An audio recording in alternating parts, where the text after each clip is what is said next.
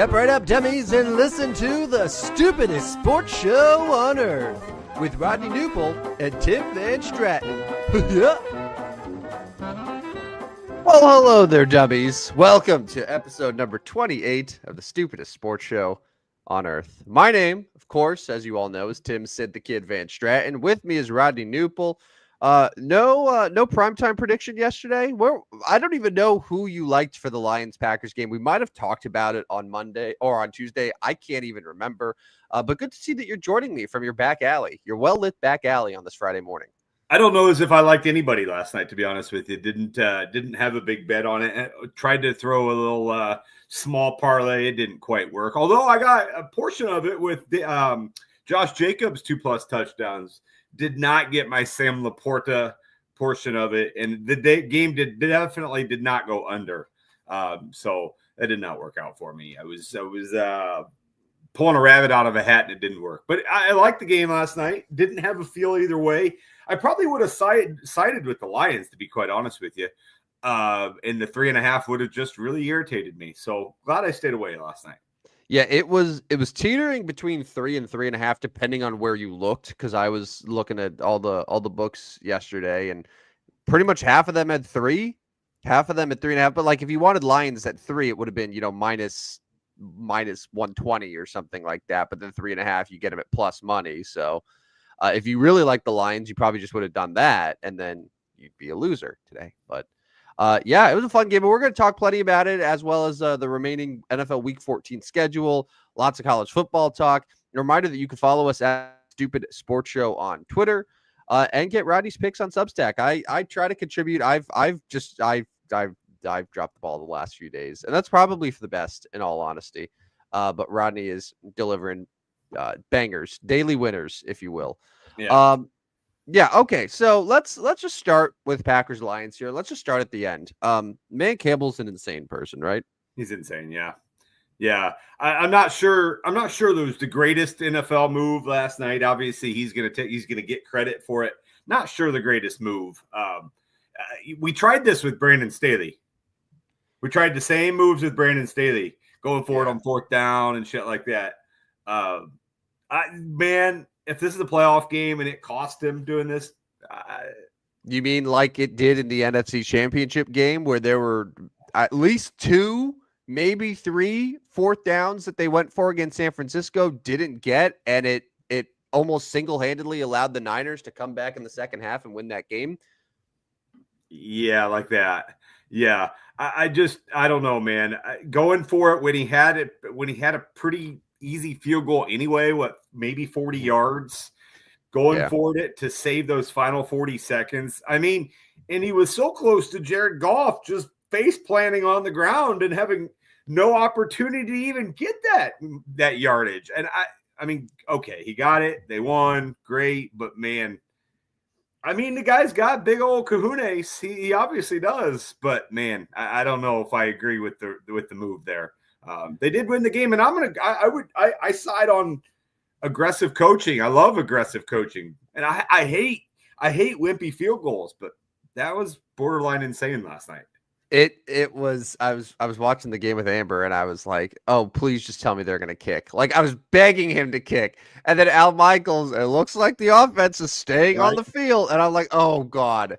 And then you see Goff trip, and I had to actually think through it for a second and remember that this isn't college football, because I was like, oh God, Goff's knee's down. But then I was like, wait a minute, that's okay in the NFL, because his knee's down as he's handing the ball off to Montgomery.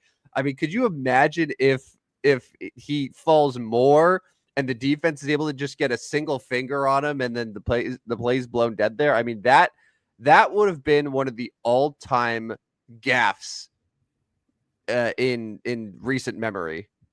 Yeah, no, for sure. Well, obviously the game likely would have moved to overtime, and who knows what would have happened at that point. But yeah, I mean, it was crazy. I mean, he went for it numerous times on 4th down. Even the one before that they didn't get to give the Packers the ball was questionable at best, and I don't know, man. You do it too many times, it's going to burn you. There's a fine line to me between like insanity and aggressive coaching. Last night seemed a little insanity. But they won, and here we are. Lions have won 11 in a row. Well, here's the positive of it.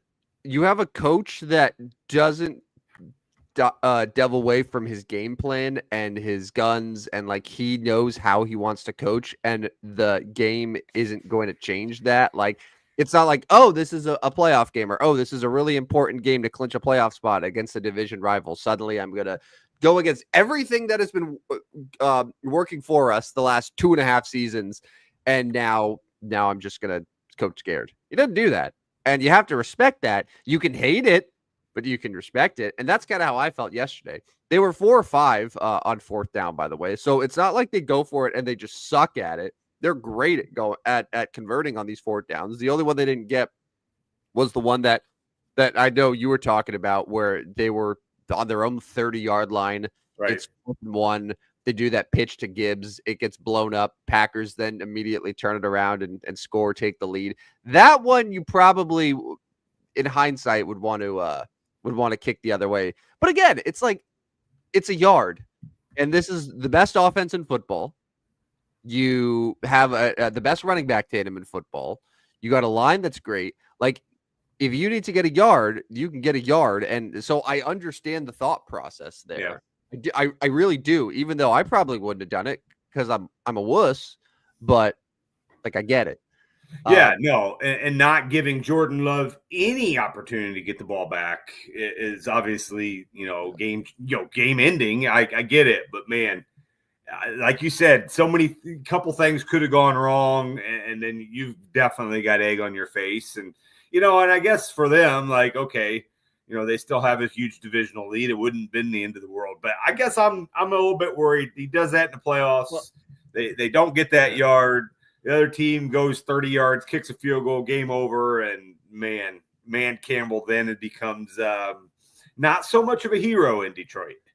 Well, you know what it is as well? I think it's trust that even if they don't get it, even if Green Bay turns around and scores, it's that they're going to be able to answer. And they did. They have. And pretty much every time Green Bay was able to get on the board, the Lions just reciprocated and got on the board right away. The only time that didn't happen was the interception, the Goff interception. Other than that, like, he trusts that they're going to go out and they're going to be able to make it happen, whether it's with Gibbs, whether it's, hey, Goff, throw the ball. Let's find St. Brown. Let's find Tim Patrick. Tim Patrick yesterday, 6 catches, 43 yards, 2 touchdowns. Twice, yeah. Yeah, I mean, Sam Laporta was pretty quiet. St. Brown was really quiet in that game. Yeah. I wouldn't say they had 6 guys catch between 5 and 6 passes. Yeah. So like the almost perfect distribution between 6 guys yesterday on the field. No one exploded, but no one just like was irrelevant. That's what's kind of irritating to me about playing them in DFS daily formats is, like, you can play Lions, but they're not guaranteed to hit. They're certain. Yeah. I mean, and your Lions may score 42 points, but if you don't have the 2 or 3 guys, or they spread it among 6 guys, then yeah, it's a problem. And I don't even think Gibbs had that great of a game last night. 15 carries, 43 yards. Yeah. So he didn't really do much on the run game, but he did have 6 catches, 30 yards, and a touchdown. So right. I mean, if you're in a PPR league, it's still great. Yeah, and even Montgomery really didn't have that great of a game. It looked like him early on was going to be, the guy with that early touchdown. He got stuff later in the game where he could have had his times too. But yeah, I mean, while they didn't have great games, they still are like, oh, that's okay. Good night for Montgomery. Good night for Gibbs. Good night for Laporta. But no great nights outside of random Tim Patrick. Yeah. Okay. Like, where'd he come from? And then on the other side, like, Christian Watson obviously was the standout. The 4 catches, 114 yards. I say that because Jacobs had 3 touchdowns. That's huge. But 18 carries, 66 yards.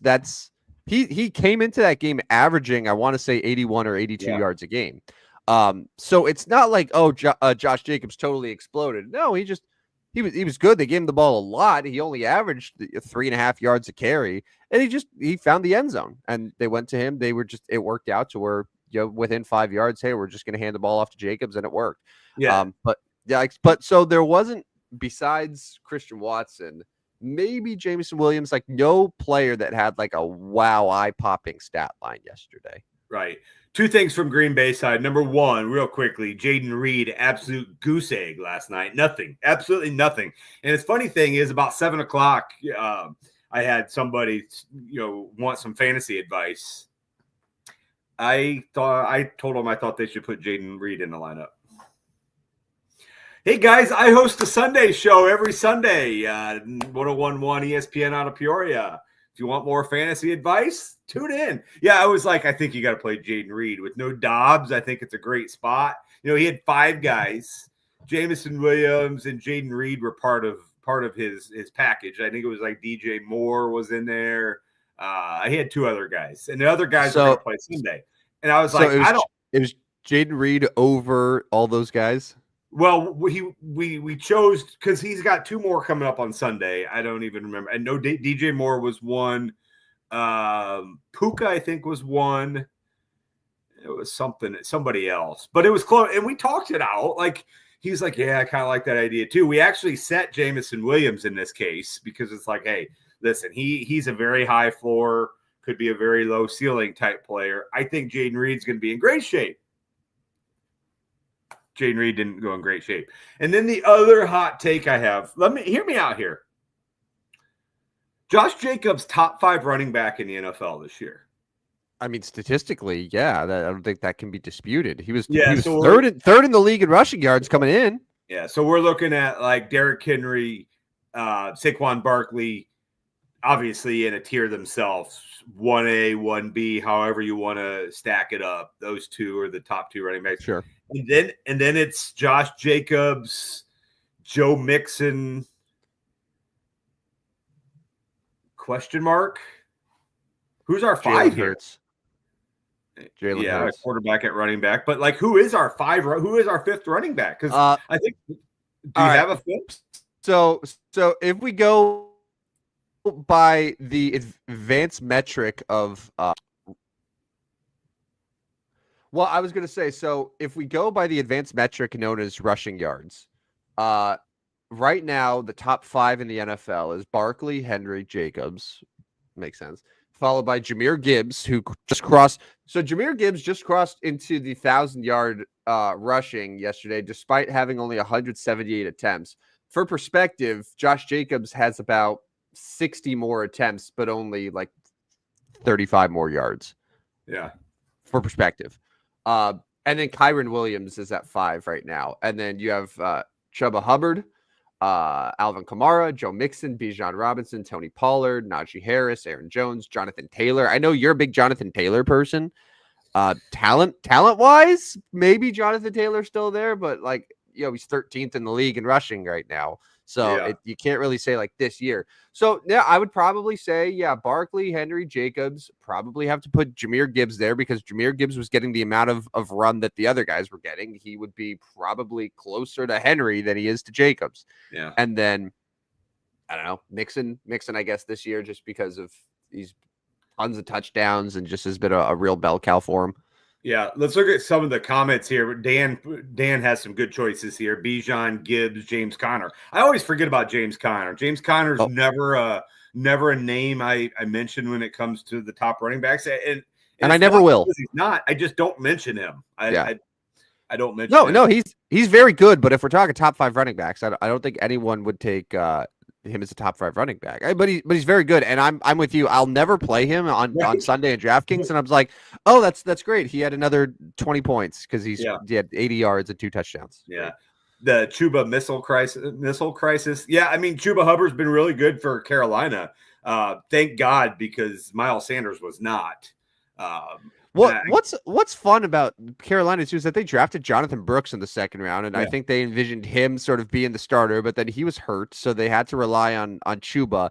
And I mean, he's going to end up with a career best year this year. They just extended him mid-season, so maybe they'll go with like what Detroit's doing and just split Chuba and Brooks next year. Yeah, which obviously hurts the fantasy value a little bit, but I am curious to see how Brooks will handle a solid load in the backfield for them. Mm-hmm. And then one more comment I wanted to get to when we get back to that Packers. Dan's got this right on Christian Watson. Yeah. He's going to do those things, make a ridiculous catch, jaw goes to the floor, and then the boneheaded thing. He turned it over once, and he had the offensive pass interference penalty. So, yeah, I mean, that's the Packers for you. I just can't trust the Packers. I know they've been better than I've made them be. I still just can't trust them. I don't know, man. I don't know what it is about the Packers, and it's not necessarily a hate for the Green Bay Packers, because honestly, that's the one place I'd like to go see a game the most right now is Green Bay. Yeah. I just can't fathom being out in the cold. But anyways, I just can't trust them. I don't know what it is about the Packers. But Christian Watson, bonehead play. Jaden Reed, 0 points. Yeah, it makes you think about what that team would look like if they didn't have Josh Jacobs too. Because I mean, he's been such a huge part of their offense. Jordan Love obviously missed some time for them, and Jordan Love. It strikes me as a very high ceiling, low floor type of quarterback at this point in his career. Maybe that changes. This is only his second full year as a starter, so he's still on the inexperienced side, if you want to look at it, even though he's been in the league now for quite some time. But yeah, their receivers, like they have a lot of really solid receivers, but none of them are great. And Jaden Reed, who a lot of people viewed as kind of their top guy, if he has 0 catches in a huge game like that, that's a problem. Like Christian Watson, I think Dan nailed it on the head. He's capable of having those monster plays, but he'll have drops that just are baffling. He'll have those like OPIs that are baffling, and it kills you. And then it's like Wicks and Dobbs and like, I don't know. So before we move on from this, let me address the Packers real quick and ask you, system play says bet against the Packers next week. Now, they just played Thursday night. They play Sunday night next week. So you've got a little break. That always puts a little asterisk on the system. And they're at the Seahawks. Yeah, which is tough. 12th man. Yeah. It is tough. I'm gonna go with the system play. I will take Seattle, just like I am taking the 49ers this week over the Bears. But that's another one of those system plays where you start scratching your head a little bit like, are we sure this one's going to work? Yeah. So real quick, Packers at Seattle next Sunday night. Yeah, I want to see the how the Bears do against the 49ers, having those extra couple days of rest, because they're also coming off the Thursday game now into Sunday. So that will maybe inform my decision a little bit more on that Packers-Seahawks game to see how the extra couple days affects the kneecaps and such. But I mean, honestly, in general, a game at Seattle, that's tough. Like that's a tough draw for them this time of year, especially with the Seahawks trying to fight and win a division themselves. Yeah, I would probably lean Seattle right now, but want to see how the Bears handle it first. And then so after that, Green Bay then, as I believe it's a Monday night game, hosting the Saints. Yeah. So they got 3. So they had 3 straight primetime games with or 4. Yeah. 4. Yeah. Dolphins, Lions, Seahawks, Saints, all primetime. And then they end the year at Minnesota, then hosting the Bears, which that'll be a win. So the Lions had the big game against the Bills coming up. And so that begs the question in week 16, do we dare play the system as the New England Patriots at Buffalo in week 16? That's probably that's probably where you just take the Patriots to cover, right? Like you can't take a money line. I mean the spread's going to be 10.5. Spread's going to be like 12.5 there. Yeah, and I'll take New England to cover, but I won't feel good about it. I'll just do it purely because of system. But my God, man. Yeah, I can't in good conscience. Why does it feel like half of these system plays now, ever since we started doing it, have been like Patriots games? Yeah. Why do the Patriots all of the post Lions opponents to force us to bet on the Patriots? And it hasn't worked. You haven't won any of them. The system may need a slight adjustment on how it works. I still think you're okay taking them to cover. Be careful on any money line bets for sure. Well, the teams, that's the thing. Like, if we go back and look at all the system plays, and I can't remember exactly, but like all of the teams that beat the other teams coming off of a loss to the Lions, like all those teams are good, like they're fine, but like we keep running into it's against the Patriots, against the Titans, against the Cowboys, like all these like dog shit teams, and like at some point, man, we have to realize that you could still beat crappy teams without kneecaps. Yeah, basically is what happening. Yeah, the system needs a readjustment. So the schedule makers really need to help us out next year with the system. As soon as that schedule comes out, we can start hammering out some plays. A couple more comments here. Dan, thanks for joining us again. Buffalo is due for one clunker game to get exposed before the playoffs. Everybody gets one. It's not a bad point. It's not a bad point. It will happen. Buffalo will struggle at some point, maybe even lose a game. Not sure. I mean, obviously, they still are trying to push to catch Kansas City for that 1 seed so they can play in 30 feet of snow in January instead of Kansas City. And he's also writing Bills-Lions for a Super Bowl matchup, though. So that brings a good point. We can talk about that real quick. He's Bills-Lions. I'm Bills-Eagles. We're going to be rivals in January, Dan, as Eagles-Lions matchup. And I'm Lions, Bengals, but Bengals. I have the Lions. So we're all kind of I mean, we discussed this on Tuesday. I don't know if Dan was there or anyone watching was able to catch it, but Rodney and I pretty much went through the NFL postseason bracket, and we determined that there is a 0% chance. I think we're ready to declare a 0% chance that the conference championships will be anything but Eagles-Lions and Bills-Chiefs. The only thing is the game going to be in Philadelphia or Detroit? Is the game going to be in Kansas City or Buffalo? That's the only thing that I would like have to think about, and that's the only thing up for grabs. But and this maybe is stupid, and this probably won't age well, but I see no way that it's anything besides those 4 teams playing on Championship Sunday. Yeah, and I think I threw out that Baltimore still kind of gives me a little bit of scare, but they just are way too inconsistent and not sure they can go win 3 games to get to the Super Bowl because they're not going to win their division at this point. No. And so, yeah, Baltimore is really the only scary opportunity. I just don't. And then we kind of threw out what can the Rams do to upset that? Not that the Rams can get to the Super Bowl, but can they knock off one of those teams? You're asking a lot from the Rams, though, and I think the Rams have a pretty tough end to their schedule. So they're sitting at 6-6 right now, right? Yeah. So they have the Bills this week. Then they got the 49ers next week, which is a Thursday night game. Yeah. Then they go at the Jets, which, like, okay, the Jets are the Jets, but you have to go cross country now to face the Jets. Then you're at home, but it's against the Cardinals, against the Seahawks. Like, that's four like pretty decent matchups. 3 of them are in the division, and then a road game that's all the way on the other side of the country. That's kind of hard for a team that's 6-6, and asking them, make it in, and then also make noise in the playoffs while you're there. Yeah, I mean, they could be 6-11. They could lose all 5 of those games. I think of the Rams as that team that played that clunker on Monday night against the Dolphins. They lost 23-15 and did not get in the end zone. I see them as that team as opposed to the team that, beat the Vikings in week 5 or whatever it was, 30-20. So yeah, you're right. But I guess that's the one team in the NFC that like maybe could upset one of those teams. Outside of that, I don't.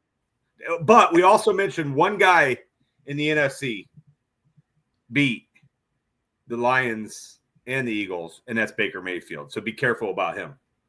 I think the Bucks scare me more than the Rams do at this point. Yeah. While acknowledging that McVay is still, I still consider him to be one of the elite coaches in the NFL.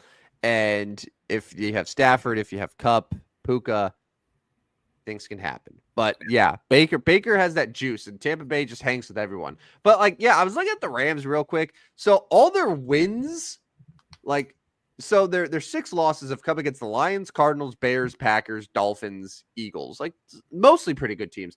So their wins, 49ers, which by 3, beat the Raiders only by 5, beat the Vikings by 10. That was that Thursday night game. which that was the Vikings coming off of a game to Detroit, so that was a system play. Correct. Seahawks by 6. I think that was over. That was an overtime game.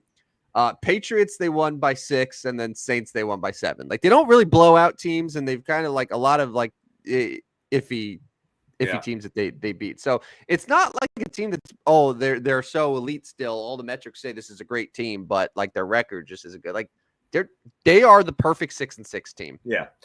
No, you're right. You're right. Tampa probably is the scary team there because they are going to get if they can surpass Atlanta, they will host that first round game. But that would mean Tampa would have to go to Detroit in January or to Philadelphia in January, and I don't know about that one. I don't know there. That seems a little daunting to me. Yeah, it seems pretty daunting for Buccaneers. So yes, we're looking at Lions Eagles. We're looking at Chiefs Bills. Match it up January 20th or whatever it is. Let's do it. I think that's what America wants, right? I don't want to speak for America in this instance. That said, I don't know why football fans who don't actually have a team in the race would want like the Steelers in there or like the Chargers. Like I don't like if the Chargers pull off an upset and then it's Chargers Chiefs in the AFC Championship. I know it's a division rivalry, but I'll be massively disappointed because the Chargers have a 0% chance to win that game. 0. Yep. I'm with you. One more comment on the comment line. Will the Falcons get a vintage Kirk Cousins performance in his return to Minnesota this week? I'll tell you what. Back to Kirk Cousins. Yeah, I'll tell you what. He better, because I'm going to go on the record again. If Kirk Cousins cannot have a good performance and the Falcons lose this game, this will be the last start he makes for the 2024 regular season. That's bold because week 15, the Falcons are Monday Night Football at the Raiders. You're not telling me the Falcons head coach is going to say, you know what, Kirk, we're not starting you for Monday Night Football. This is Captain Kirk on Monday Night Football. Nope, he's starting week 16 at the Raiders. It's the exact perfect time to do it, Rodney, because you not only do you have that extra day of preparation, but you also are facing one of the worst teams in the NFL, possibly the worst team in the NFL. It is a great opportunity to ease your quarterback in. Listen. Let's all go back to draft night for a second, where we were stunned that the Falcons, after a few weeks after giving Kirk Cousins this massive 4-year contract, took Michael Penix Jr. 8th overall. Right?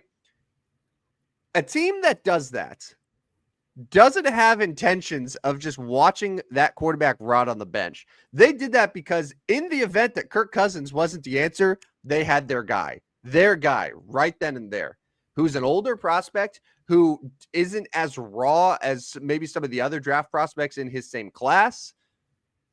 I'm just saying this game could be the final chance that Kirk Cousins has to lead the Falcons for the remainder of this year. Because I truly wouldn't be shocked if they turn to Michael Penix for week 16 and week 15 then? 15. I just don't. The Falcons head coach does not have the balls to sit Kirk Cousins in that game. He just doesn't. And so then after the Vikings, the Falcons have the Raiders, your Giants, the Commanders, and the Panthers. Sounds like a good bad football. So you're saying they want to hype Penix up? They're going to give him this soft landing and say, "Look at him. He went 3-1 in his final 4 games. They lost to the Commanders, but they won 3 of the final 4." I don't see it. Kirk Cousins. That's right. Kirk Cousins is starting the rest of the way out. I don't. So you think if Kirk Cousins throws another 3 interceptions and they lose, you think that his job is safe? That's totally fine? He's been awful. He will start Monday Night Football December 16th at the Raiders. He is not sitting. They are not benching him on Monday Night Football against the Raiders. It's not happening. Now he saying like it's Monday Night Football. Who cares, man? We're all going to watch anyway. You think that the league is going to put in a call to Atlanta and be like, "How dare you? You cannot think about sitting Kirk Cousins on Monday night. Think of the Raiders." No, dude. If anything, I think people will be more excited to see the debut of a first-round rookie quarterback. Kirk Cousins cares about Monday Night Football, and I don't think the Falcons head coach has enough balls to sit him. Just throwing it out there. Yeah. No, we can agree to disagree. And I didn't say for sure. I said if he stinks it up again against Minnesota. Yeah. Which is possible. It is which is possible. possible. And you know what the funny thing is, the way that it's going right now, because this is another thing that I'm sure the coach is factoring in. If the Falcons get the 4 seed, and because they win the division, there's a very good chance that the 5 seed's Minnesota, just based on where the wild card standings are. So that's a rematch. So it's like, do we really want to have Kirk go again, look bad again, or throw a new quarterback that teams don't have a lot of tape on? Just saying. They don't have any tape on. The dude hasn't seen the field. I don't think. Well, that's good. That's usually what helps though when defenses don't really have tape on you except your college tape. Throw a bunch of surprises at them. I'm just throwing it out there, man. They drafted him 8th overall for a reason. No, I get that. I get that, but yeah, that NFC South is going to be interesting. Both the Tampa Bay and Atlanta have fairly soft schedules. The one thing about Tampa Bay, they have to go to the Chargers next week, so could be a tough one there. But anyways, that'll be a fun one to watch. I still say he starts Monday Night Football Week 15. We'll see. No matter what. Yeah. Okay. Yeah. All right. Agree to disagree there, partner. All right. We'll see what happens. All right. Should we continue? Just just do a quick look at NFL Week 14. Should we switch over to college football?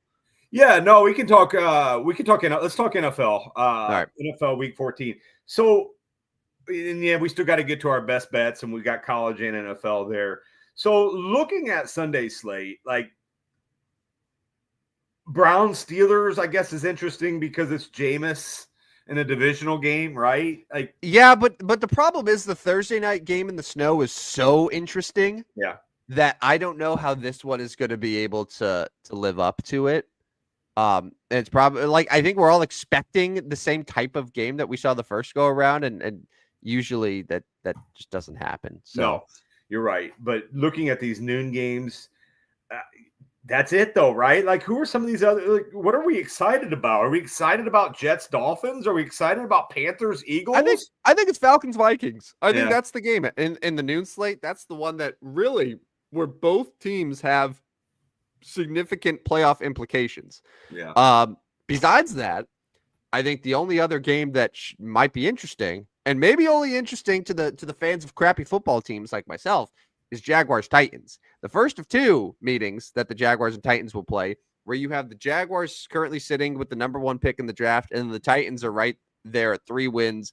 They maybe need a franchise quarterback next year. So, but like if the Jaguars are able to win there with Mac Jones, that definitely shakes things up as far as the draft goes. But Mac Jones sucks. Yeah, no shit, dude. He's bad. Alvin Kamara in for a big day against your Giants. I keep waiting for Alvin Kamara to have like a 45-point fantasy day. Yeah, I mean, he had 112 yards last week, just didn't get in the end zone. Yeah, that's the issue. Like I feel like I've played Alvin Kamara more than any other player in DFS lineups this year, and he's always been solid. He'll get you 20+ points, but the problem is I keep waiting for him to score 45. Do you realize Alvin Kamara has not scored a touchdown since October 13th? Yeah, that's what I'm saying. I've played him like all the time during that. He doesn't score because it's all freaking Taysom Hill every time. Well, he's dead now. I mean, right. So like Taysom Hill had to die for maybe Alvin Kamara to score, but they're probably just gonna give it to like I don't even know who are some of their other options that would just steal touchdowns away. Don't forget about Juwan Johnson. Yeah, Juwan Johnson. Foster Moreau. Oh God. And is it MVS there now? Yeah, MVS. Yeah. Because I was like thinking, I was just like, come on, Tim, name a wide receiver because Chris Olave is gone. And I was like, no, Marcus Colston. That's like 15 years ago there. Michael Thomas from the dead. No? So, but the Giants are 29th in rushing defense. They don't stop. No, the Giants are horrendous. They're a horrendous football team, and Dexter Lawrence is out for the year. Yeah, they're terrible. Yeah, so maybe this is a sneaky. I don't know, it wouldn't be sneaky, but maybe you run back Alvin Kamara one more time, and you say this is your last chance. You give them the Bengals treatment. Like this is a must perform game, Alvin Kamara. And then you otherwise we're gonna bench you. Yeah. I don't know. Raiders, Buccaneers. Like, are we looking at Baker just absolutely going nuclear on them, But you've got to include Bucky Irving, Rashad White now, and those guys are playing big factors. I'm just looking at it from like a DFS perspective. Like, who do I want to play here? Yeah. By the way, Rodney, I'm looking at the Saints depth chart. So they're wide receivers right now because it was Olave and Rashid Shaheed who are both dead, right? Yes. And Taysom Hill's dead. So right now, besides Alvin Kamara, so they have Jamal Williams as the backup, who I feel like it's barely any play there. Does he ever touch the ball? I've seen him maybe like 2 or 3 times all year. So right now, MVS is wide receiver 1. Then they have Kevin Austin Jr., Cedric Wilson Jr., then also Dante Pettis and Mason Tipton. Those are their healthy wide receivers. Because Bub Means is also hurt. I remember going through a Bub Means phase like week 3 where everyone said to play Bub Means. I forgot they brought back the corpse of Dante Pettis. Jamal Williams has 32 carries all season. 32. They played 12 games and he has 32 carries. So he gets 2.5 a game. Alvin Kamara is that's what I said. I've seen like 2 times. Alvin Kamara has 202 carries. So you're talking workload is quite high with Kamara. Or is it everyone's going to be playing Kamara because they're like, oh, favorite, they're going to run the ball, blah, blah, blah. Or you know what the ultimate play is? You play Kamara, but you also play Derek Carr with him. Yeah. I mean, like Derek Carr is going to be like 1.5% owned in these lineups. Or do you just fade it and go Tyrone Tracy instead? I don't know. I don't know if I want to play any Giants at all ever. I mean, the Saints aren't great. The Saints are 26th in rushing defense. That's not real good either. So just something to think about as you're putting your lineups together. Looking at those 305, 325 games, Bills Rams should be an interesting one. It's in LA. I think that maybe makes it a little bit tighter. Obviously, if this is in Buffalo, it's probably not very close. Who do we got here? Jamal Williams is there, so he doesn't get fined. You're so right, Dan. He's just there, so he doesn't get fined. He's just showing up. He's collecting his paycheck. Coach, you want to give me the ball twice? I'll take it. You get 4 yards each. So these 3:00 games, we're once again for another week having a group of 3:00 games that to me are way more interesting than any of the noon games. Yeah. You have Seahawks Cardinals, big division implications. Bears 49ers, first game with the Thomas Brown at head coach. How did the 49ers respond after McCaffrey goes down? And then Bills Rams is another like really, really solid game. So speaking of that, did you see Thomas Brown mention he has lost 14 pounds since taking over the OC role? Yeah. He just forgets to eat. Like, okay, I can't forget to eat. I'm sorry. I can't do it. I can't forget. I forget to eat. I relate. I cannot relate. I don't miss meals, my man. I do not miss meals. And that's why after I'm done here, I got to go to the treadmill. But like, I can't miss a meal. Like, I would not function very well without my meal. So kudos to you, Thomas Brown. And I hope the guy does well. I hope he does well. But he's not going to get that head job. It's Chicago. He's not getting a head job. Well, I was floating the idea yesterday of what happens if the Bears like end the year really solid and everyone's all rallying around him and he has a bunch of locker room support. It would be very on brand for the Bears to just keep him. He didn't even open the year as the offensive coordinator. He was an offensive assistant. Yeah. He's just thrusted into the head coach role. They go on a meaningless run at the end of the game. Caleb's like, yeah, I love Thomas. He's great because Caleb's playing better. So they're like, well, obviously that has to do with Thomas Brown. So then they keep him, but then they like keep him instead of trying to go after, Mike Vrabel or Ben Johnson or whoever else. So many of the other candidates that I think Bears fans were hoping for this whole time. Like that to me is how the Bears will handle this. Yeah. Oh, 100%. 100%. And it's crazy too, because if they do get hot, like they would go off on this incredible run against four playoff teams after this 49ers game because they got the Vikings, the Lions, the Seahawks, and the Packers. Yeah. I mean, not only would they finish strong, get all those momentum, but it'd be like, oh my God, now we're the Super Bowl favorites next year. And Thomas Brown would all of a sudden be Coach of the Year favorite starting next year.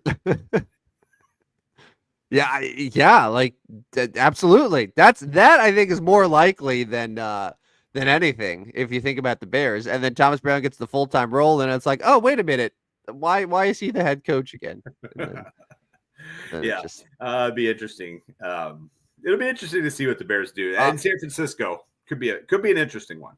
all right. Can I make a declaration? Sure. So the two primetime games that we have to wrap up Week 14, we have Chargers Chiefs Sunday night. It's a good game. I'm surprised that they put the Chiefs in prime time again.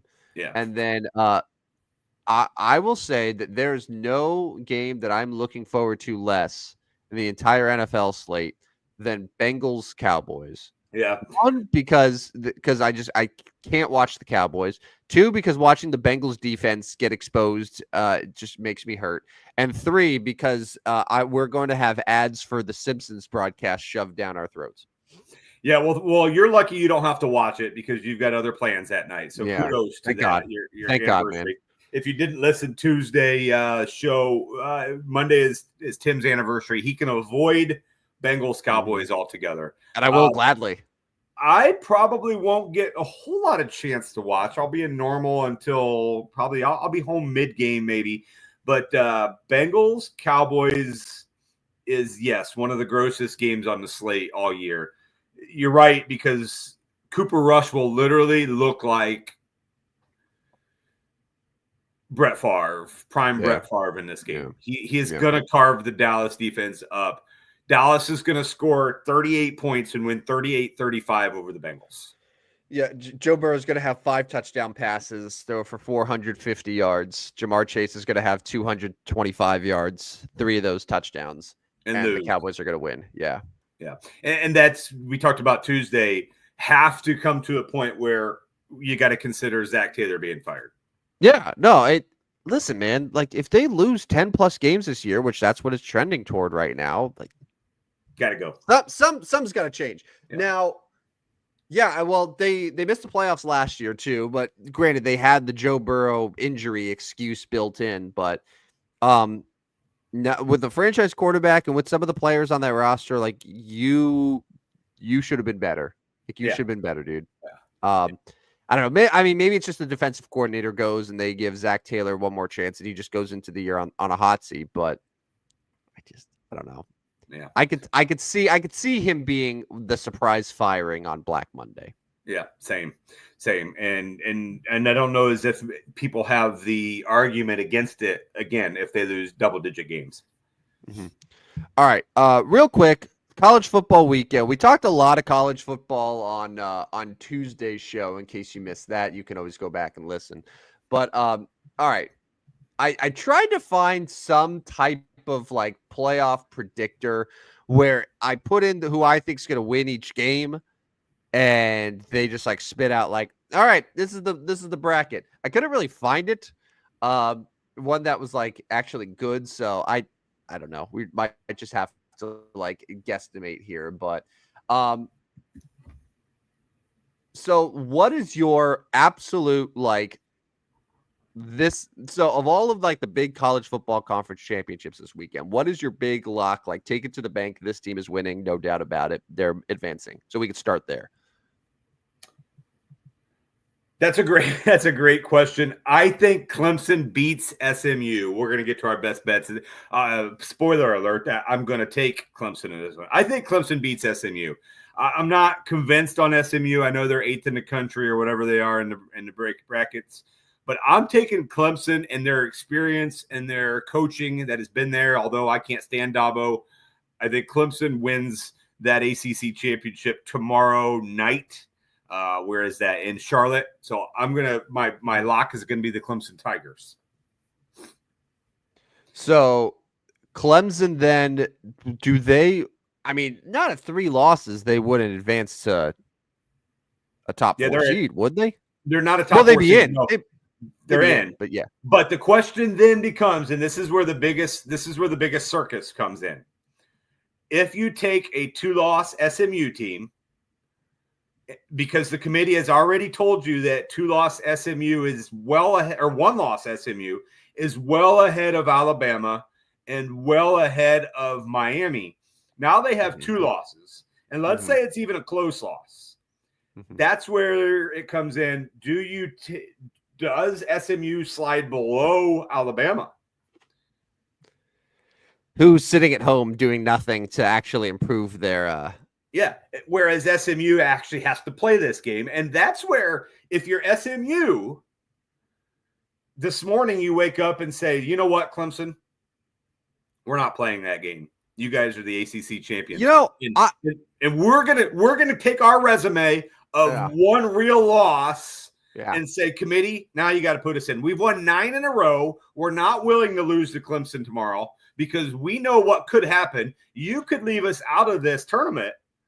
We're not doing it. Clemson, you go. We'll be the 12 seed or 11 seed, whatever. It's not crazy. I'm glad that you brought that up because I've had the same thought this week of these teams that are thrown into the conference championship that have to win, like that have to win this game. Otherwise, they drop like 12 spots. Mm-hmm.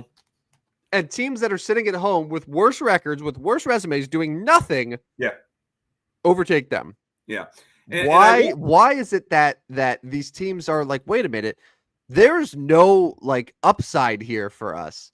Yeah. This is either like, oh, we survived by playing another football game where, you know, we risk injuries, we risk all this stuff just to get into a playoff that we probably would already get into if we just sat at home and did nothing like those other teams. Yeah, and I want to mention I'm kind of backtracking here because I started this segment by saying Clemson was going to beat SMU. I wasn't completely sold on SMU, but I want people to realize SMU has one loss, and that was a 3-point loss to BYU, who is pretty good, right? It was in the mix to play in the Big 12 championship. Yes, correct. A pretty good BYU team. Now, granted, that game was at home, so a little bit worse loss than going out to Provo and losing, but one loss by 3 points to a team in the mix. So they belong in the college football playoff. They belong anywhere in the top 12.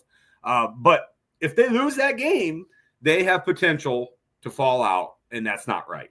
And I think that's what's going to happen. I think we're going to see this chaos. And I know it's what college football and college football fans really kind of want. If you're not a SMU or Clemson fan, you want the chaos, but I think it's going to happen. So I'm going to take Clemson to beat SMU. And then any other strong leans, because like the fun thing about this week is that there's no real like obvious favorite. Boise State is a 4-point favorite. That's and it's a home game too. That's probably the biggest one because then you have Arizona State as a 1.5-point favorite. You have Texas 3-point favorite, but it's a game in Atlanta. You have SMU is a 2.5-point favorite. Oregon, who you kind of alluded to, like in Penn State a little bit in that game. Oregon is a 3.5-point favorite in Indy. Yeah. There's a lot of these games that are up for grabs here. So there's no real huge shocking upsets that we might see. I mean, I think my second best choice would be Boise tonight. And again, I'm going to get to it. My best bets for betting. Although a game that doesn't impact the college football playoff tonight, I like Tulane quite a bit to beat up on Army. Tulane's -5 against Army in that game. That's at West Point. I know it's at West Point, but I'm going to take Tulane also tonight with Boise State. I just like Tulane's passing game, and I think you start figuring out Army after a while. I know they've got their dudes back. I know they can run the football, but they haven't been the same since they did take that first loss and they lost their quarterback for a game or two. Notre Dame really exposed them. So I would take Tulane tonight. I know that one is not a college football playoff implication, but Tulane was right there as well with 3 losses until they got that third loss. They were in the mix. Is Army the best team that has a 0% chance to make the playoff? Yeah, with one loss, and their one loss was to Notre Dame. Now, granted, it was a complete blowout. They gave up 49 points to the Irish. But looking ahead so when we get the schedule on Sunday, looking ahead, what I really want to see is I want to see where Alabama goes, because I know what ticket prices are in South Bend for big games, and Alabama at Notre Dame would be probably one of the biggest games that South Bend hosts, and they've hosted a lot of good games. Mm-hmm. That would be crazy. Alabama at Notre Dame would be a crazy one. That would be fun. It would Look be forward fun. to that. It would be All fun. right, shall we wrap up with some best bets then? We've alluded to these bets. They are supposedly our best bets. Rodney right now is sitting at 29, 20, and 2. Pretty good. I'm sitting at 18, 32, and 1. I had a tough stretch earlier in the year. Let's call it that. But let's get to it now. So we'll start with you, Rodney. Your first best bet for betting, and it is a Friday night special. You like to do these little Friday night games, just a little small taste of what's to come. Yeah, no, it gets you going on the weekend. There is some football tonight. There's been football on Friday nights all year. I love that. I think that they've done a good job of adding games to the schedule. I know the Big Ten played a lot of Friday night games. This one is in that Mountain West Championship. Boise won the first matchup by 5. It was a close game. I do like this UNLV team, but I'm taking my guy, Ashton Gente, who says he is going to the NFL after this. Shocker. But I will take him. I will take him and them on -4 tonight. The Broncos -4 at home against the Running Rebels. All right, my first of 2 money line picks. I bet on Texas against Georgia in their first meeting in Austin. It did not look well. This time they're meeting. It's not a home game for Georgia, but it's home-ish in Atlanta. Something about that game with Texas just made me feel like they weren't quite up to snuff. So I'm going to take Georgia. Just, I don't know. I thought about Georgia 2.5, but at some point it's just like, all right, if I'm betting the spread that close, I might as well just take them to win straight up because I think Georgia will win straight up. So I'm going to take Georgia. So let me just spend a second with Aaron's comment down there. Yeah. That is cute behind you over Thank your you. your shoulder. Yeah. I love Chicago. With the flowers and the books and stuff. You kind of see some. I prefer my brick wall in my alley, but it's kind of cold out here. Anyways, thanks, Aaron, for chiming in. And if you have any college picks, because I know you're a college football guy, feel free to join us. I do love Chicago, by the way. It's a lovely city with just the best sports teams. All of the teams are so good. And their head coaches are all getting fired. Billy Donovan is now the well, he has been for a bit, but he's the elder statesman of Chicago head coaches. That's insane. Yeah, that's an insane. Clemson Tigers are my next pick. They are 2-point dogs. I just like their experience, their coaching, their know-how to win big games. I know most of these players have not necessarily been in that situation, but the coaching staff has. As much as I can't stand Dabo, I do think he has his team ready to win this game in Charlotte, which would be an advantage to Clemson over the boys from Dallas, SMU. I'm going to take Clemson. And it would be so Clemson-like to have 3 losses and still get in the college football playoff. Clemson, Alabama, 3 losses, both get in. No shock. I'll take the Tigers. I have them at +2 here. I'm going to go ahead and say I'll take them at +115 on the money line. I'll take the Tigers. Wherever did you get that idea, Rodney? Because I, too, taking the Clemson Tigers. Maybe I'm just falling in love with the name Clemson over SMU. Of course they're going to be the SMU, but I don't know. Clemson's played some really good competitive football. This is a team, Rodney, that we, and more specifically you, in our first segment of Gas or Ass, I think this was our first show ever. We did Gas or Ass, and you declared loudly that Dabo and the Clemson Tigers were ass. And now we're both taking them to win the ACC, get into the playoff. Isn't that fun? I mean, let's be honest. Clemson is coming off a loss, too. So they may still be ass. But they're gas enough to win the ACC championship. And then ass enough to lose soon after. Yeah, it makes total sense. Yeah. It makes total sense. System is the system, but it would give them a win over. Yeah, I mean, the whole system is the system, but it would give them a win over ACC champ. So you're talking about Clemson Tigers over the SMU Mustangs, who did win the ACC. Yeah, it is what it is. You can't change the college football system in the middle of it. It is what it is. All right, number 3. Why not? Why do we feel like we are just subject to rule? Like if we all sat at a table and be like, wait a minute, so this rule's kind of dumb. Do we all agree we should change it? Like, yeah, sounds good, pretty good. Yeah. All right, let's do it. I'm going to move to the National Football League, the big boys, the pros, and I'm going to go the Tampa Bay Buccaneers over the Vegas Raiders. The Raiders are done for. They're toast. They're cooked. They don't care. They're not playing for much. and my boy Baker is at home in Tampa, which I'll be there in. I'll be in Tampa in 13 days, by the way. Just a little FYI.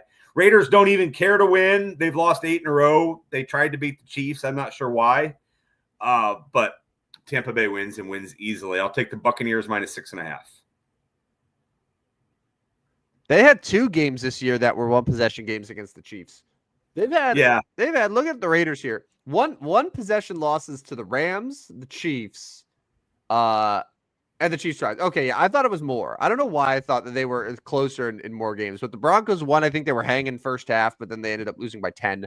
Yeah. They lost by 14 points to the Panthers. I mean, the thing I can attribute to that too is obviously the 2 Chiefs games are divisional games, and then when Vegas plays LA, like you can't lay down that one. It's a rival-ish league game. So this is not a game that I think the Raiders are going to care about. They got to go all the way to Tampa. It's West Coast at East Coast. No thanks. I'll take Tampa Bay. Hey, remember when the Raiders beat the Ravens in Baltimore? Yes. How? I'm not sure. Yeah. All right. My third best bet for betting. I love these NFC West rivalry games. They're just so unpredictable. Yeah, I know. Rodney Seahawks. He loves the Seahawks. Did not go well for the Cardinals the first go around in Seattle, 16-6. That was a game that had like an over-under of 52.5 points, and it ended up with 22 total points. Awful game. But we're back a couple weeks later in Arizona. Cardinals get their revenge. They win outright. They cover, win by 3+. Give me the Cardinals. Let's make the NFC West interesting again. And my last one will be Tua and the Dolphins over the Jets because I've done really well betting against the Jets. In fact, I believe you mentioned it before the show. I think I am over betting on or against the Jets. Every bet I've made with the Jets, I've been wrong, so I might as well continue here. But I just don't see an opportunity for the Jets to cover in this one. I like the Dolphins at home. I think they feel like they still have a chance to reach the playoffs at 5-7 in the AFC. They would obviously have to beat the Jets. They'd have to go to Houston and win next week. One at a time, I think they can beat the Jets at home by 6 or more. I'll take the Dolphins at home. My fourth and final best bet for betting. We mentioned, I think it was Dan earlier, mentioned that the Bills are due for a clunker game. I don't necessarily know if this will be a clunker, but there's a couple reasons why I think the Rams keep this close. Number one, the Bills are coming off of a game that they clinched the AFC East. Probably a little bit of a weight off their shoulders, probably some celebrating. Next week, they have a very tough game in Detroit against the Lions. So they're right in that in-between of like coming off of a clinching division just before arguably their biggest potential Super Bowl preview game of the season. Now it wasn't their biggest because I think the game against Kansas City was more important, but it's still going to be a huge game for them against Detroit. So here now they got to go to LA to face a Rams team that's 6-6, that's desperate for a win, that has a great coach. I think we would all take McVay over McDermott in the coaching battle. Rams are getting a little bit healthier than they were earlier in the year. To me, this feels like if the Rams are going to surprise some people, kind of like we fear they might, this is a game that they would win. I'll take them to cover because I like the number at 3.5, but I wouldn't be surprised if the Rams went outright. Yeah, no, I don't mind that pick. I don't mind that pick being in LA.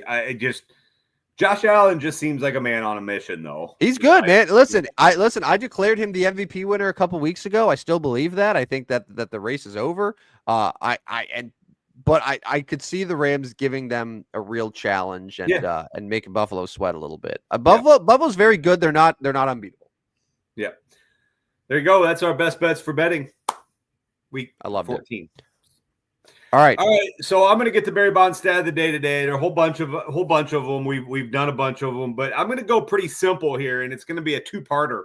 The first one, and I don't think we've talked this one before, so if we have, somebody can stop me and say, "Hey guys, you've done this one before." But we talked about all of his power and his doubles and stolen bases and stuff like that. But this one's going to be how many times we talked about walks before, but I'm going to come back to it. Barry Bonds walked 18 straight games He had a walk in 18 straight games. That's impressive. You got guys now that barely walk 18 times all season. I mean, I that might be a little bit of a stretch, but like dudes just don't walk very often. They love to swing the bat. They love to swing and miss. 18 straight games, and 6 straight games he had an intentional walk, which means 6 straight times the other team was scared shitless of him, no matter what the situation was. We've talked about him being walked intentionally with bases loaded. We've talked all the opportunities they've had to walk him. 18 straight games with a walk, 6 straight with intentional walk. That seems kind of mind-blowing to me, especially with the era of baseball we're in now. I get it. It was a totally different era 30 years ago, but 18 straight games with a walk, 6 intentionally, that's your Barry Bonds stat of the day. I thought you were going to do the other stat that we discussed pre-show. This was a good stat still. I can't do the pre-show one. I'm unlike you. Don't want to be deflammatory towards a professional athlete. So I'll leave that one for you. Although if it's true information, then I don't know. I'll just leave that one alone. Sorry, go ahead. Go ahead. Defend yourself. What's Janoris Jenkins doing these days?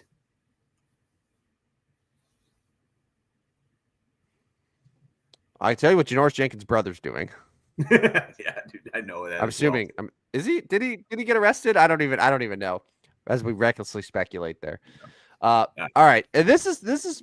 So normally we wrap up the show with the Barry Bonds stat of the day, but I've noticed that the last couple shows, like in honor of the episode number of this is, we like rattle off some athletes with that number. We've done it with 24, 25, 26, 27. Who are some of the best number 28s? I pulled up a great list from ranker.com. It is just a terrible website that I feel like is making my computer crash. It is just sending viruses to it left and right. I have Adrian Peterson. Yep. I have Marshall Falk. Yep. I have Buster Posey. Yep. I have your boy, Nolan Arenado. Yep. And then I see Curtis Martin. Seems like it's a pretty good running back number. So 28. Current players, I believe Joker wears 28. Yes? Or is he? I thought he was. I thought he was like 17 or so. No, what? Okay, this is bad when the best player in the world, you don't know what. He's 15. He's 15. Yeah, but I believe he started at 28. Did he? Just like his rookie number? I believe he did. I believe he started at number 28. Yes, he debuted. Yeah, I don't know. I'll have to take a look. I don't see this. What? Ranker is the same website I used last week when it told me that Big Papi was 27. Yeah, I'm looking at Nikola Jokic's rookie card, and he's definitely wearing number 15. Then why does this tell me some famous athletes who have worn the number 28 include Nikola Jokic, a basketball player who was the 2023 NBA champions and finals MVP. So you're telling me AI is wrong here? Yeah.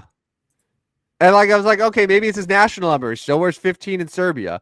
Yeah, that website is all sorts of messed up because like the number 128 there was Cristiano Ronaldo, and I was like, wait a minute, that doesn't sound right. Cristiano Ronaldo famously was number 7. Like, no. I don't understand the rationale. So like, I know for sure that Adrian Peterson and Marshall Falk were right, and Arenado and Posey, but like their basketball numbers are all messed up. Like, I don't know. Darren Woodson, 28. Well, the only reason I think yes is because they actually had a picture of him wearing 28 with the Cowboys. That's the only reason. So ban ranker.com. We need to ban ranker.com. This is an awful site. Like, I'm not kidding. The reception that I had for this video was super glitchy right when I opened that site. I closed it out immediately better. It is an awful website with just bad information. And I don't care. I don't care if they come after us for that. A terrible website. Holy crap.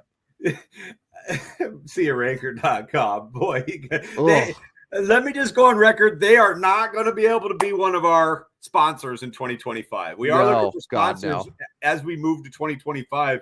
Information will be coming out soon on that, but it will not be you, Ranker.com, because your website sucks. Stay the hell away from us, Ranker. Stay the hell away. We will never get Pat McAfee if we keep using Ranker.com. That's fake news. Fake news. Yeah, I gotta do some research before the show to put up these athlete numbers. Not just go while we're live to have to pull up Ranker and my computer crash because of a horrible virus.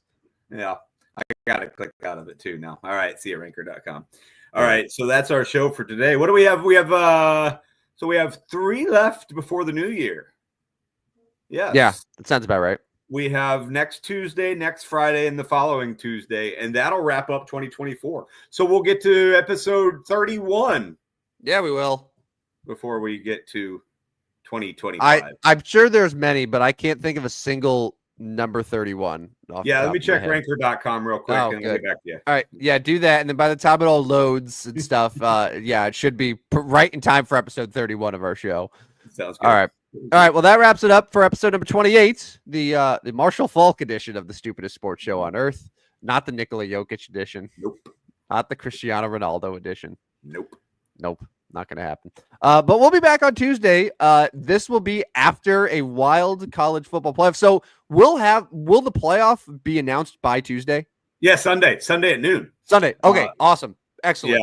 Yeah. So we'll be able to react to that. We'll have all the NFL stuff to go over. We'll recap our best bets for betting. So Tuesday will be a loaded show. I'm excited. So yes, and what I want to do Tuesday is I am going to put together NIT of college football playoff. Ooh. So not only are we going to talk the real games, I'm going to put a 12-team NIT bracket together as well.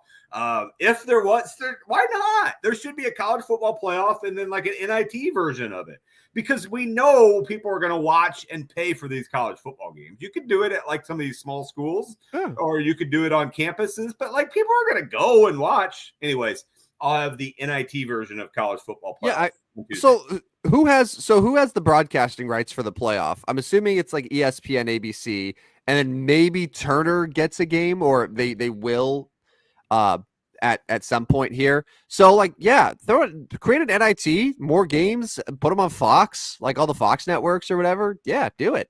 Yeah, that's what you and I can start that starting next season. As long as Ranker stays away. Yeah. Sponsored by Ranker.com.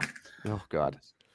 All right. Well, that does it for the show. Thanks to everyone who participated. Thanks to all of our commenters. We'll be back Tuesday with another great show, the Stupidest Sports Show on Earth. See ya. All right. See you guys.